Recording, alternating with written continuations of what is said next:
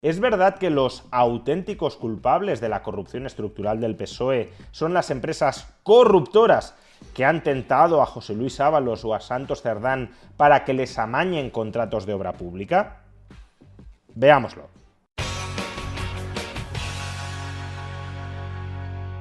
Aunque el PSOE dice estar muy compungido y apenado por la corrupción estructural que se ha destapado dentro de su organización, lo cierto es que, lejos de combatir, perseguir y castigar esa corrupción estructural, lo que están tratando de hacer es disculparla. Quieren transmitirle a la opinión pública, a los electores, a los que en su momento les darán o les quitarán el poder, que esa corrupción estructural en realidad no es tan grave. Y para ello están utilizando diversas estratagemas. Una es decir que los del PP son todavía más corruptos, el famoso "y tú más".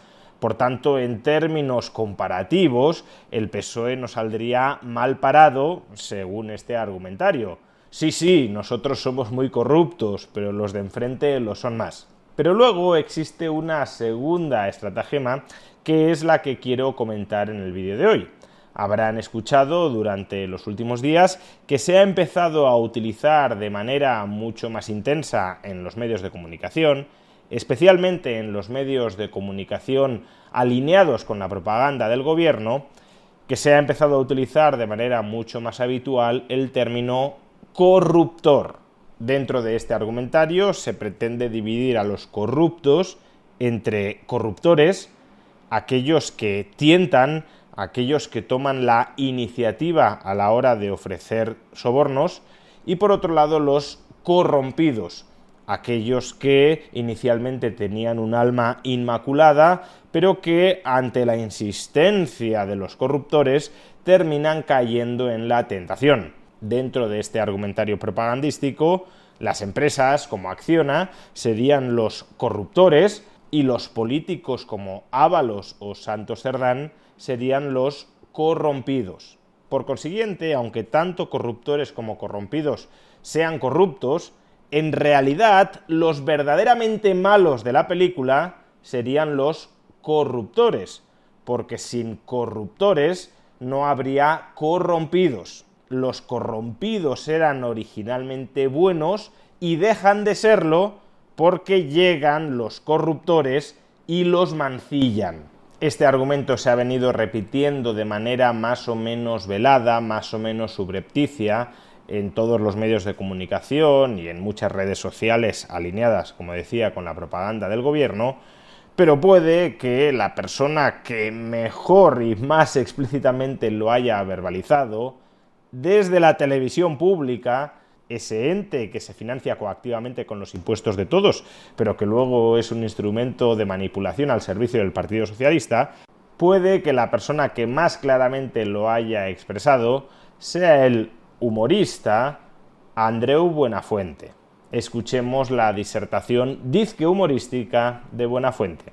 Que esta es otra. Hablemos también de los que corrompen, porque claro, uno no se corrompe si no lo tientan. Esa empresa constructora que participa en las tramas, Acciona, Ferrovial, son las mismas que estaban implicadas con la Gürtel. Eso sí que es capacidad de diálogo con todos los partidos. Eso es conciencia de Estado. Cambian los partidos, pero ellos siguen allí. Uno no se corrompe si no lo tientan, y por tanto el problema original está en el que tienta, no tanto en el que es finalmente tentado, a quien como mucho se le podrá reprochar debilidad de espíritu. Pero obviamente la maldad originaria está en los corruptores, en las empresas privadas, y no en los políticos, que en última instancia, salvo cuando son desviados por los corruptores corporativos, siguen velando por el bien común, por el interés general. La intencionalidad política de este argumento debería ser más que evidente. Y no porque sea imposible que, en efecto, las empresas sean las corruptoras en una trama de corrupción, que es perfectamente posible que así sea. Al fin y al cabo, el Estado tiene mucho poder político, mucha capacidad para repartir presupuesto, mucha capacidad para aprobar regulaciones, y hay agentes, tanto públicos como privados, que quieren monetizar en su propio beneficio ese poder coactivo que detenta el Estado. Por tanto, no sería en absoluto sorprendente que en una determinada trama de corrupción o en muchas tramas de corrupción, los iniciadores de ese proceso, los corruptores, formen parte del sector empresarial. No, si digo que aquí hay una obvia intencionalidad política, es porque en estos momentos se decide hacer la distinción entre corruptores y corrompidos, que no se hizo, por cierto, con los múltiples escándalos y casos de corrupción del Partido Popular. Se decide hacer la distinción entre corruptores y corrompidos para exculpar moralmente, al menos en parte, a los corrompidos, que, oh casualidad, serían los políticos del PSOE. Pero la realidad es que, en este caso concreto, no tenemos absolutamente ninguna evidencia que nos indique que las empresas privadas que se hayan visto beneficiadas de los amaños en los contratos de obra pública, que esas empresas hayan sido las corruptoras, las que han tentado a los políticos como Ábalos o como Cerdán para que se corrompan. Que quizá lo hayan sido, pero es que, repito, no tenemos, de momento al menos, ninguna evidencia que apunte en esa dirección. También es perfectamente posible que en este caso los corruptores hayan sido los propios políticos. Es decir, que hayan sido Ábalos, Cerdán, Koldo y veremos quién es más dentro del Partido Socialista, los que les hayan dicho a las empresas privadas: si queréis que os adjudique un contrato de obra pública, aunque estéis haciendo la mejor oferta posible, si queréis que os lo adjudique, pasad por caja, pagad esta mordida. ¿Por qué se descarta de antemano que esto pueda ser lo que haya sucedido? De hecho, si según la investigación de la UCO, tanto Cerdán como Ábalos empezaron a corromperse prácticamente desde el primer día, parecería que la iniciativa corruptora ya partía de ellos, que no tenían que tentarles demasiado, sino que eran ellos los que se lanzaban a cobrar mordidas motu proprio. Es más, en el caso de Cerdán, incluso tiene participaciones accionariales en una empresa de construcción a la que se le asignaron contratos de obra pública. En ese caso, Cerdán, ¿qué es? ¿El corruptor como empresario de la corrupción o el corrompido como político inmaculado e inocente al que se le presiona y se le tienta para que se corrompa?